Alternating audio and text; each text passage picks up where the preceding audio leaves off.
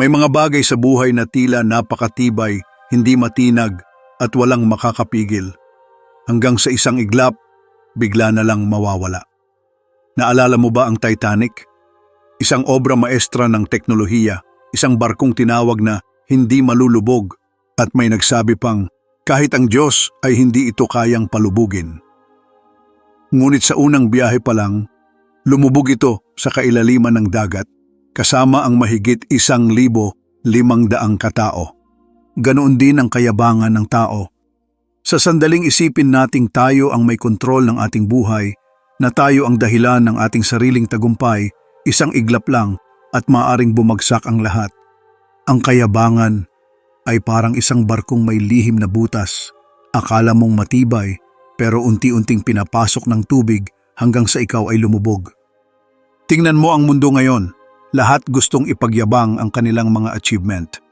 Social media posts, awards, kayamanan, posisyon. Akala mo ba'y walang katapusan ang pag-angat? Pero kailanman, ang Diyos ay hindi natutuwa sa isang pusong mapagmataas. Ano ang sinasabi ng Biblia tungkol dito? Paano nagiging isang delikadong bitag ang pagmamataas? At higit sa lahat, paano tayo makakaiwas sa kapahamakan na dala nito? Alamin natin ngayon bago maging huli ang lahat. Pang-una, ang pagmamataas ay humahantong sa pagbagsak. Ang isang hari ay hindi dapat mabaliw. Ngunit paano kung isang umaga, ang pinakadakilang pinuno sa mundo ay nagising at hindi na siya isang tao? Si Haring Nebuchadnezzar ay hindi pangkaraniwang tao. Sa kanyang panahon, siya ang may hawak ng pinakamalakas na kaharian sa mundo, ang Babylonia. Wala siyang kinatatakutan. Ang kanyang mga utos ay batas at ang kanyang pangalan ay ginagalang ng lahat. Sa isang tingin, kaya niyang ipapatay o ipagkaloob ang pinakamalaking kayamanan sa sinuman. Sa mata ng tao, siya ay tila isang Diyos. Ngunit isang gabi, isang panaginip ang gumambala sa kanyang kapayapaan, isang babala na hindi niya agad naintindihan. Lumipas ang panahon. Habang naglalakad siya sa kanyang palasyo, minasdan niya ang kanyang kaharian. Ang mga tore ng Babylonia ay nagtataasang tila abot langit. Ang Hanging Gardens, isa sa 7 wonders of the ancient world, ay sagisag ng kanyang kadakilaan. Ngumiti siya at sinabi, "Hindi ba ito ang dakilang Babylonia na itinayo ko sa pamamagitan ng aking kapangyarihan at para sa aking kaluwalhatian?"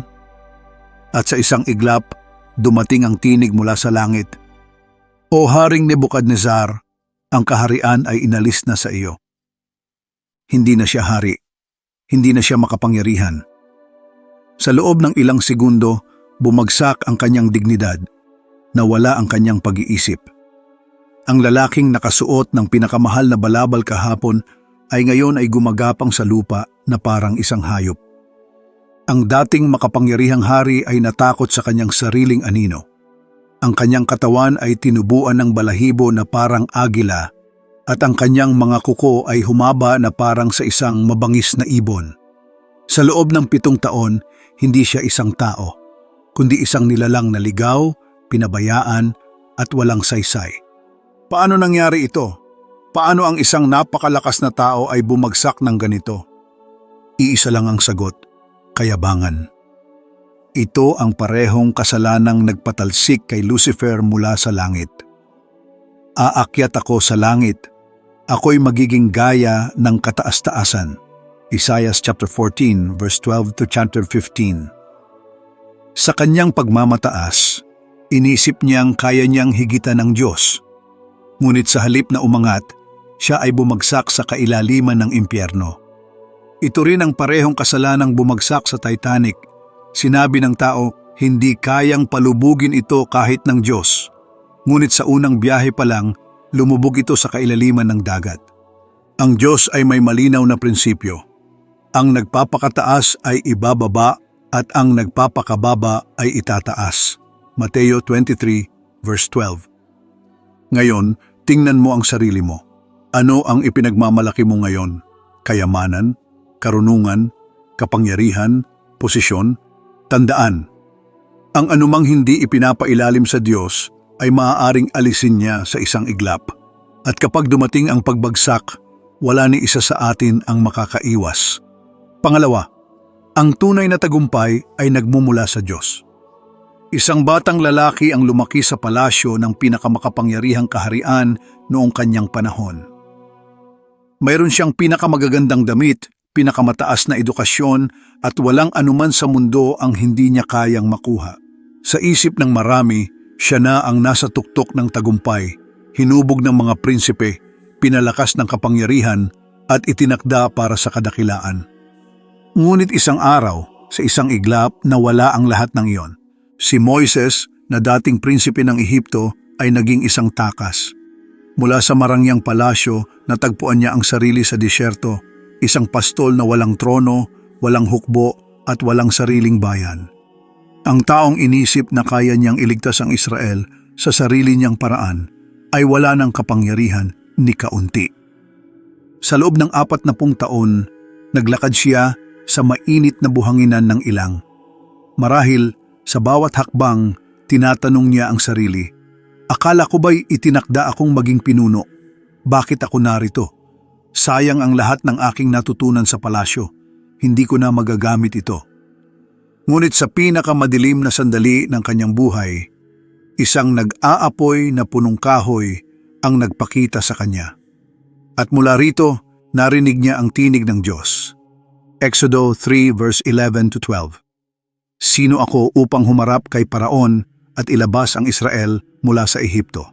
At sinabi ng Diyos, ako'y sasa iyo. Sa isang iglap, nagbago muli ang kanyang buhay.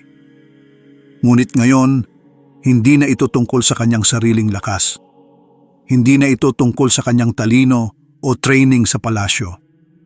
Ito ay tungkol na sa Diyos, ang tunay na pinagmumulan ng kapangyarihan at tagumpay. Ito ang isang mahalagang katotohanan na madalas nating nakakalimutan. Deuteronomio 8 verse 17 to 18. Huwag mong isipin na dahil sa sarili mong lakas at kakayahan, kaya ka nagtagumpay. Ang Panginoon mong Diyos ang nagbigay sa iyo ng kakayahang ito. Sa ating panahon, marami ang nag-iisip na sila ang dahilan ng kanilang tagumpay. Pinaghirapan ko ito. Ako mismo ang gumawa ng lahat ng ito. Sariling sikap ko ito. Ngunit paano kung biglang mawala ang lahat? Paano kung ang kayamanan, talino o posisyon na inaasahan mo ay maglaho sa isang iglap?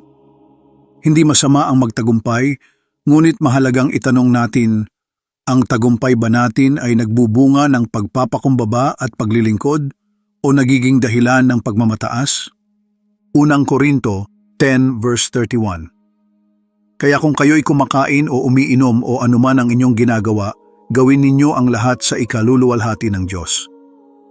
Sa bawat natatamo nating tagumpay, may isang hamon na dapat nating harapin. Gagamitin ba natin ito para sa sariling kapurihan o para sa kaluwalhatian ng Diyos? Santiago 4 verse 10, magpakumbaba kayo sa harapan ng Panginoon at itataas niya kayo. Sapagkat sa dulo ng lahat, ang tunay na tagumpay ay hindi nasusukat sa dami ng ating nakamit, kundi sa ating pagpapakumbaba at pagsunod sa Diyos na nagbigay ng lahat ng ito. Pangatlo, ipahayag ang tagumpay ng may kababaang loob. Isang sandali lang ang kailangan upang mawasak ang isang buhay na itinayo ng maraming taon. Ang isang maling hakbang, isang maling akala, o isang pusong hindi marunong magpakumbaba. Ito ang madalas na dahilan ng pagbagsak ng mga dakilang tao sa kasaysayan. Sa mundo, itinuturo sa atin na ang susi ng tagumpay ay ang pagpapakita ng ating sariling galing. Mas mataas ang narating, mas mataas ang pagtingin sa sarili. Mas marami ang naabot, mas nararapat ipagyabang. Ngunit sa kaharian ng Diyos, ang batas ay baligtad. Ang nagpapakataas ay ibababa at ang nagpapakababa ay itataas. Mateo 23 verse 12. Kung ganito ang prinsipyo ng Diyos, sino nga ba ang dapat nating tularan? Sino ang tunay na matagumpay sa mata ng langit? Sa kasaysayan ng Biblia, maraming tao ang nagkaroon ng tagumpay, ngunit may isa na may higit na dahilan upang ipagmalaki ang kanyang sarili, si Apostol Pablo. Siya ay may mataas na pinag-aralan, may posisyon, at may malaking naabot sa kanyang buhay. Ngunit nang makilala niya si Kristo, ang kanyang pananaw sa tagumpay ay nagbago ng tuluyan. Ang lahat ng mga bagay na itinuturing kong mahalaga ay itinuring kong walang kabuluhan alang-alang kay Kristo. Filipos chapter 3 verses 7 to 8. Isang matinding pahayag mula sa isang taong iniwan ang lahat para sa Panginoon. Hindi niya ipinagyabang ang kanyang katalinuhan, kundi ginamit niya ito upang maipalaganap ang Ebanghelyo. Hindi niya hinabol ang posisyon, kundi pinili niyang maging lingkod ng lahat. Ngunit hindi lang siya ang ehemplo ng tunay na tagumpay. Ang pinakamalaking halimbawa ng pagpapakumbaba ay walang iba kundi si Hesukristo mismo.